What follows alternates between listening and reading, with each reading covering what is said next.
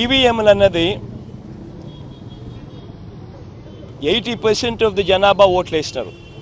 Record polling 80% జనాభా వెళ్ళి polling బూత్లో బటన్ నొక్కినారు. బటన్ నొక్కిన తర్వాత వాళ్ళు ఏ పార్టీకి ఓటేశారని వీవీప్యాట్లో వాళ్ళకి కనిపిస్తూ ఉంది. వాళ్ళకి వీవీప్యాట్లో వాళ్ళు వేసిన ఓటు వీవీప్యాట్లో వాళ్ళకి కనిపించే ఓటు రెండు మ్యాచ్ అయ్యాయి కాబట్టి వాళ్ళు సాటిస్ఫై అయ్యి బూత్లో నుంచి బయటకు వచ్చారు. ఈ 80% మంది ఎవరైతే ఓటేశారో ఎవడు కంప్లైంట్ చేయాల, ఏ ఓటరు కూడా కంప్లైంట్ చేయాల.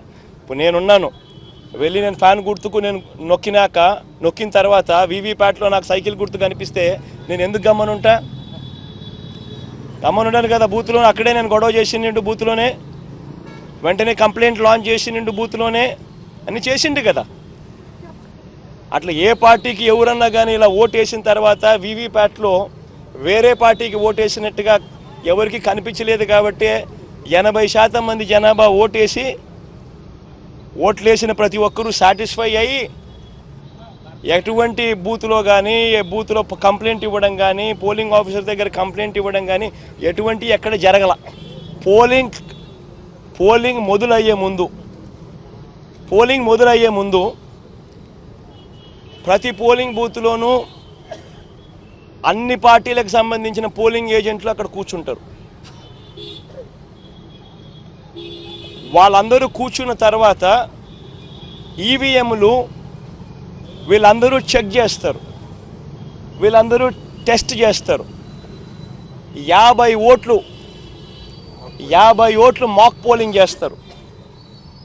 50 ఓట్లు మాక్ పోలింగ్ చేస్తారు ఈ పోలింగ్ ఏజెంట్స్. వాళ్ళు నొక్కిన గుర్తు వీప్యాట్లో వాళ్ళకు స్లిప్ ఏదైతే బయటకు వస్తుందో ఆ గుర్తు రెండు మ్యాచ్ అయినాయా లేదో చూసుకుంటారు. చూసుకున్న తర్వాత వీళ్ళు సంతకాలు పెడతారు, పోలింగ్ ఏజెంట్ సంతకాలు పెడతారు. మేము వెరిఫై చేసినాము, 50 ఓట్లు ఒక్కొక్కరు 50 ఓట్లు వెరిఫై చేసినాము, ఈవీఎంలు బాగా పనిచేస్తూ ఉన్నాయి అని సంతకాలు పెడతారు. ఆ సంతకాలు పెట్టిన తర్వాతనే జనరల్ ప్రజలకు పబ్లిక్కు ఓటింగ్ను పర్మిట్ చేస్తారు. ఓటింగ్ తర్వాతనే అవకాశం ఇస్తారు జనరల్ పబ్లిక్కు.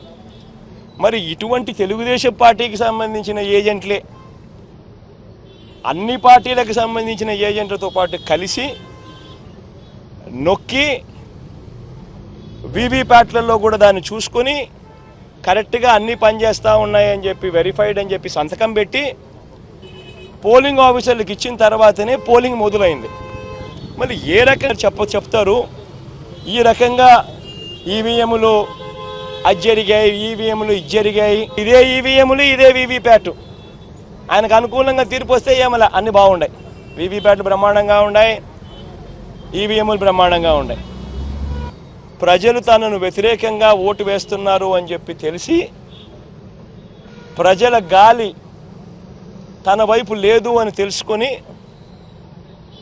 ఎంతటి దారుణంగా డెమోక్రసీని అవహేళన చేస్తూ ప్రజల తీర్పును అవహేళన చేస్తూ మాట్లాడుతూ ఉంటే ఈ మనిషి నిజంగా మనిషేనా అని అడుగుతా ఉన్నా. తాను గెలిస్తే ఏమో అన్నీ బాగున్నట్టే, తాను ఓడిపోతే మాత్రం ప్రజలు ఓటేయలేదు అనే మాట ఒప్పుకోకుండా ఈవీఎంల మీద నెపాన్ని నెట్టడం. ఈయన బుద్ధి ఈ 5 ఏళ్ళు చూస్తే ఈయన బుద్ధి అయ్యేది. ఓడిపోతే నా కంప్యూటర్ కరెక్ట్, బటన్ నొక్కడం కరెక్ట్గా నొక్కల, ఇవన్నీ మాట్లాడతాడు. ఇదే జరుగుతూ ఉంది. ఇటువంటి దుర్మార్గుడు, ఇటువంటి మోసగాడు, ఇటువంటి రాక్షసుడు, ఇటువంటి అన్యాయస్తుడు ఎంత త్వరగా పోతే ప్రజలకు అంత మంచి జరుగుతుంది.